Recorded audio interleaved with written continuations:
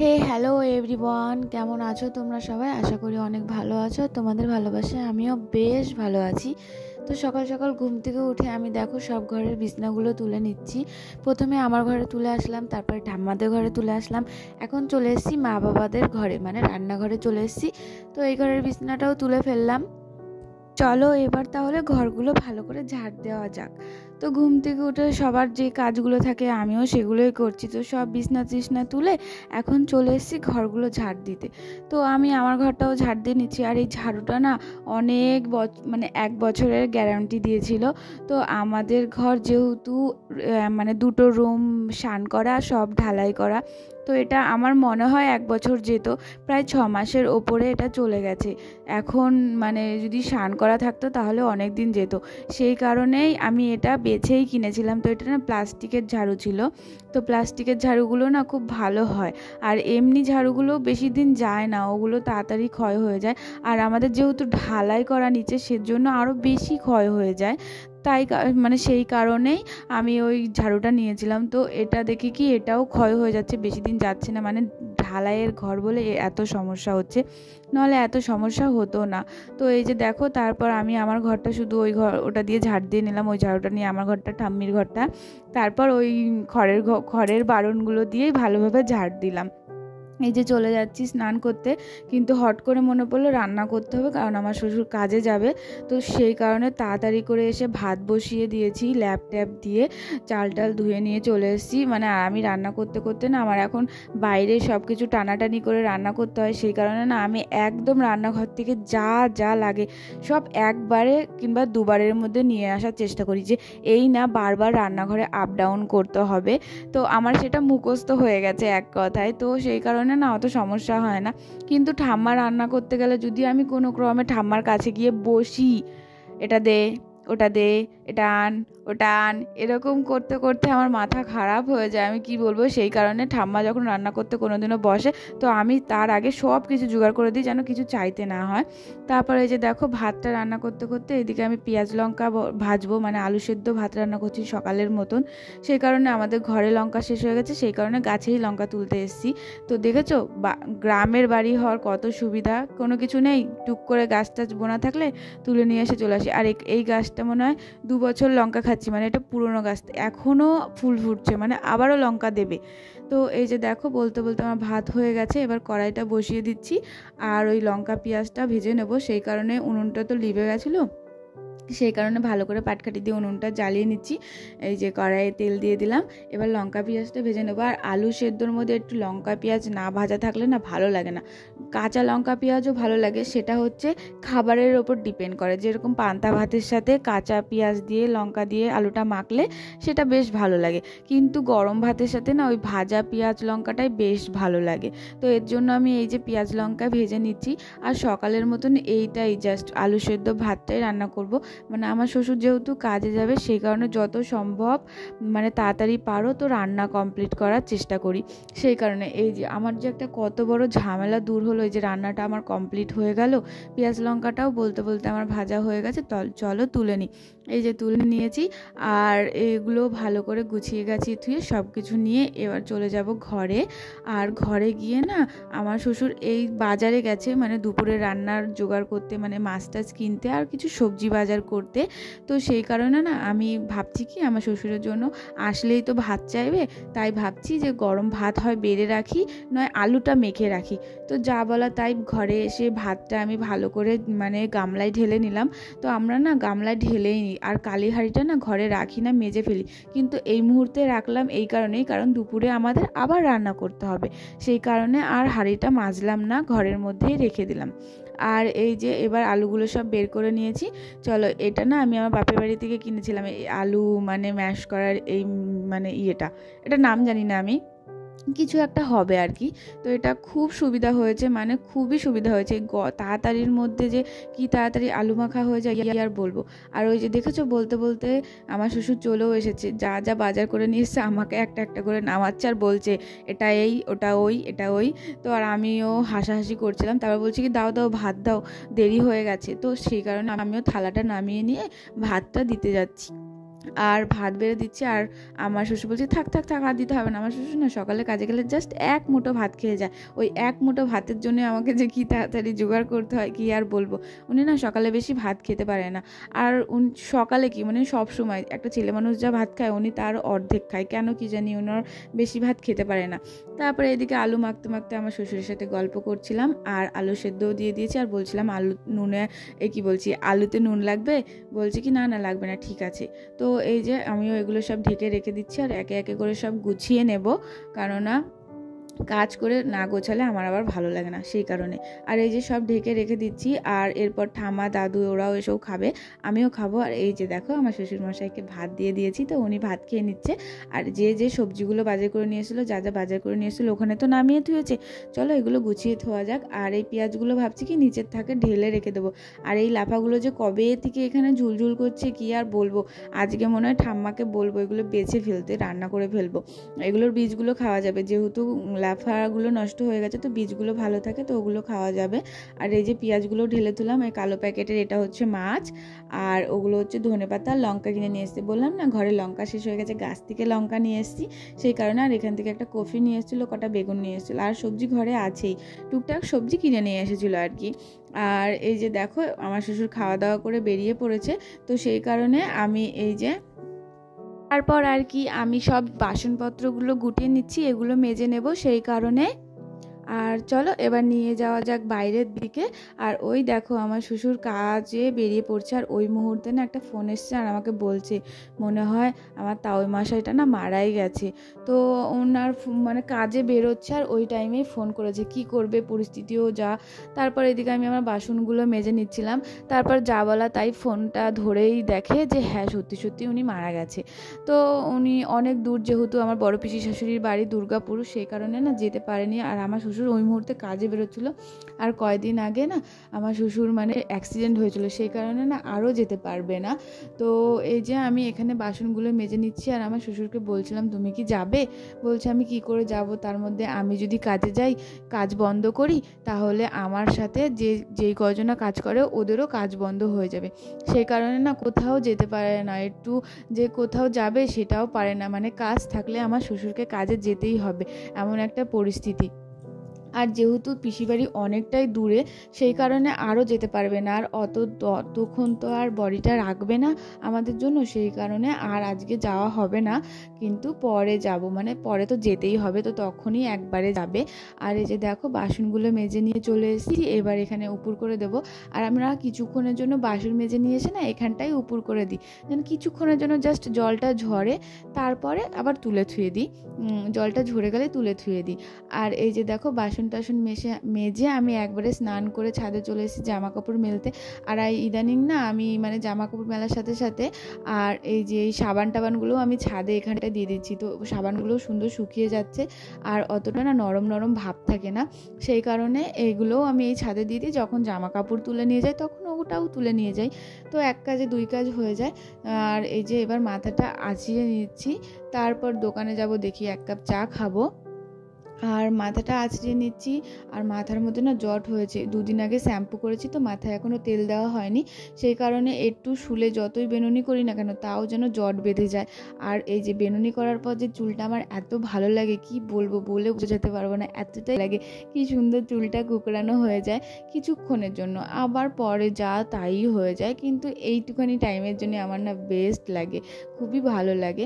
এই যে দেখো মাথার খোপা করে নিয়েছি, এবার একটু বডি অয়েল তেল দিয়ে দিচ্ছি। পুরোপুরি শীত পড়ে গেছে গাইস, প্রচুর ঠান্ডা লাগে, মানে স্নান করার পর যে কি মুখ হাত পা টানে। আর আমি না যেহেতু ক্রিম এখনও কেনা হয়নি, সে কারণে হাতের বডি অয়েল তেল একটু মুখে ঘষে নিই, মানে কি করব। তারপরে এদিকে সিঁদুর পরে নিলাম, তারপর একটু আমার স্বামীর মঙ্গল কামনা চেয়ে নিলাম ভগবানের কাছে।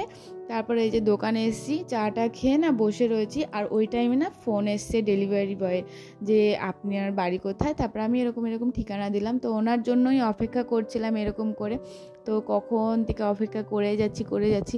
আর ডেলিভারি বয় তো আসার নামই আর করে না। ওরা যদি যখন ফোন করে না তখনকে ওরা যদি এটা বলে যে আপনি কোথায় আছেন, তো এরকম সময়ে আমি পৌঁছাবো, তো ওটা না খুব ভালো হয় যে আমার এরকম ঘন্টাখানিক লাগবে, তো ওটা বললে না খুব ভালো হয়। যখনই ওরা ফোন করে না তখনই মানে চলে আসি, মনে হয় কি এই চলে আসলো। প্লিজ সবাইকে বলে দিচ্ছি, যারা যারা ডেলিভারি বয় তাদেরকে বলে দিচ্ছি, যখন আপনারা কাউকে ফোন করবেন না তখন নিশ্চয়ই বলবেন যে আমরা এই জায়গায় আছি, তো এত ঘন্টা লাগবে।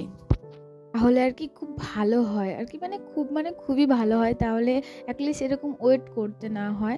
তো যাই হোক, উনি এসছে। এখন এই প্রোডাক্টটা দেখার পর আমি আমার বাড়িতে সবার কাছে রিভিউ নিয়েছি, তো ওটা আমি ভিডিও করিনি যেহেতু, কিন্তু আমি বলে দেবো অবশ্যই। তারপর এটা নিয়ে এসেছি, চলো খুলে দেখা যাক এটার মধ্যে কেমন কি এসছে।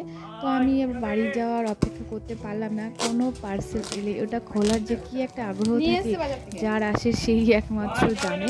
তো এটা আমি দোকানেই খুলে ফেলছি, আর বাড়িতে সবার সামনে খুলবো না, এই যে আমাকে দেখলে বকা দেবে, বলবে কি এইটুখানি একটা জিনিস তুই এত টাকা দিয়ে কিনেছিস, সেই ভয়েই আমি এখানে খুলছি। দাদু দোকানে ছিল, ভয়েই আমি দাদুকে বাড়ি পাঠিয়ে দিয়েছি। আর এই যে দেখো, এটা এই প্রোডাক্ট মানে একটা স্টিকার আর কি, বোর্ডের ওপর লাগানো স্টিকার। তো এটা মানে সত্যি বলছি, আমার অনেক দিন ধরে ভাবছিলাম আমি কিনবো করে, আর না মানে অর্ডার দেওয়াই হচ্ছিল না। হট করে সেদিনকে মিশো দেখতে না আমি ভেবেছি কি যা হবে অর্ডার করে দিই। তো আমার কাছে টাকাও ছিল, আর আমি দেখছিলাম সেদিনকে কবে আসবে, সেজন্য টাকাটা হাতে রেখেই দিয়েছিলাম। আর টাকা নিয়ে কোনো সমস্যা নেই, হাজব্যান্ডকে চাইলে অবশ্যই দিয়ে দেবে, সেটার দিক থেকে আমার হাজব্যান্ড কোনোদিনও কনজুসি করে না। যখন যেটা চাই ওনার মানে রক্ত দিয়ে হলেও সেটা সার্থকর মানে এনে দেওয়ার চেষ্টা করে এক কথায়। তো কিছু বলার নেই আমার হাজব্যান্ডের নামে, তো আমার হাজব্যান্ডই লাখে একটা, তো ওনার নামে আমি আর কিছু বলতে চাই না। ওয়ার্ল্ডের বেস্ট হাজব্যান্ড আমার হাজব্যান্ড, তো এর বেশি আর কিছু বলতে চাই না। শুধু যে কিনে দেয় এর জন্য বলছি না, এমনিও আমার হাজব্যান্ড ওয়ার্ল্ডের বেস্ট হাজব্যান্ড। তো যাই হোক, এই যে দেখো আমি স্টিকারগুলো লাগিয়ে নিচ্ছি, আর লাগানোর পর ফাইনাল লুকটা অবশ্যই দেখাবো। এত কিউট লাগছে, আমি যখন গাছটা লাগিয়েছি না এইখানটায় ফার্স্ট টাইম লাগাচ্ছি, তো এটা লাগানোর পরে আমার যে কি ভালো লাগছে বলে বোঝাতে পারবো না। তারপরে না এই দিদিভাইটা বাইরে এসে গল্প করছিল ঠাম্মাদের সাথে, তারপরে আমি বলছি ঘরে আসো। তো ওই দিদিভাইটা কোনো দিনও ঘরে আসেনি, আমার বিয়ে হয়েছে এতদিন হয়েছে, তো উনি আজকে এসে দাঁড়িয়ে আমার সাথে গল্প করছিল আর জিজ্ঞাসা করছিল, তারপর অনেক কিছু বলছিল, তোমার ভিডিও দেখি। আমি বলছি আমার ভিডিও তুমি কোথা থেকে দেখো? বললো ফেসবুক থেকে দেখি। তো আমি বললাম আমি ইউটিউবেও করি, তো দেখলে দেখতে পারো। তো বললো ঠিক আছে, আমি তো জানি না কোথা থেকে কি দেখতে হয়, তো পরে এক সময় দেখবো। আমি বলছি আচ্ছা ঠিক আছে। তো ওই দিদিটা দাঁড়িয়েছিল, অনেকক্ষণ ধরে দাঁড়িয়ে দেখছিল, আর ওনাকে আমি লাস্ট বলছি কি একটু ধরো তো দিদি, তারপর ওনাকে দিয়ে এটা ধরিয়েছি। তারপর এইদিকে এই স্টিকারটা লাগানোর সময় দিদিটা দাঁড়িয়েছিল, আমার সাথে গল্প করছিল, আর এটা লাগানোর সময় দেখি কি সোমো বাড়ি এসেছে, আর সোমো তো এইসবের দিক থেকে খুব এক্সাইটেড, ও মানে পাগল হয়ে যায়, কি আর বলবো। তারপর এখানে মানে স্টিকারগুলো না আমার বোর্ড 3টেই, কিন্তু স্টিকারগুলো না বেশি দিয়ে দিয়েছে, মানে 2টো বেশি দিয়ে দিয়েছে। আর কিছু স্টিকার সিঙ্গেল বোর্ডের জন্যও আছে, এগুলো মনে হয় মানে একটু লম্বা টাইপের, যেগুলোর মধ্যে একটা সুইচ আর একটা ফ্ল্যাগ, ওই বোর্ডের জন্যও আছে। এই কারণে আরও অসুবিধা হচ্ছিল, যদি মানে ছোট বোর্ড থাকতো না তাহলে আরও বেশি ভালো হতো। আর যাই হোক, এই যেই স্টিকারগুলো আছে এখানে 3টে বোর্ডের স্টিকার আছে, তো আমি এটার মধ্যেই ম্যানেজ করে দেবো, যা হবে দেখা যাবে, এটার মধ্যেই লাগিয়ে দেবো। এই স্টিকারটা মানে এই ডলটার হাতের ওপর যে স্টারগুলো আছে, তো সেই স্টারগুলো লাগাতে খুব অসুবিধা হচ্ছিলো। প্রথমে ভেবেছি সব একসাথেই রয়েছে, তারপর দেখি না সিঙ্গেল স্টার রয়েছে, মানে ছোট্ট স্টারগুলো সিঙ্গেল। আবার ওই প্রথমের বোর্ডের বাটারফ্লাইগুলোও সিঙ্গেল ছিল, সেই কারণে একটু লেট হচ্ছিলো। তারপর এইদিকে এই মানে লাইটটাও না আমি উল্টো করে লাগিয়ে দিচ্ছিলাম।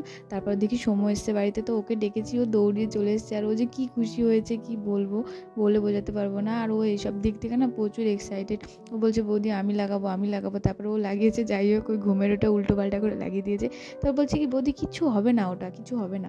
তারপরে ওই স্টিকারগুলো সব লাগানো হয়ে গেছে, আর এই যে দেখো ফাইনাল লুক কত সুন্দর লাগছে, কি কিউট লাগছে। আমার হাজব্যান্ডকে দেখার পর ওর তো খুব খুশি হয়ে গেছে, কি বলবো। ও বলছে কি ভালো লাগছে, আরেকবার দেখাও। তো আমার শ্বশুর শাশুড়ি এসেও বলছে কি এটা কোথা থেকে নিলে? আমার শাশুড়ি বলছে এইটুখানি একটা জিনিস দিতে তেল খরচ করে তোমার কাছে এসে। আমি বলছি ওটা ডেলিভারি বয়ের জব, ওটা ওদের করতেই হবে। ওরা এটা না করলে কি করে হবে। তো কিছু পয়সা রেজগি ছিল, তো সেটা আমাকে বলছিল, মানে আমি বলছিলাম যে ঠিক আছে তাহলে ওটা দিতে হবে না, তুমি রেখে দাও।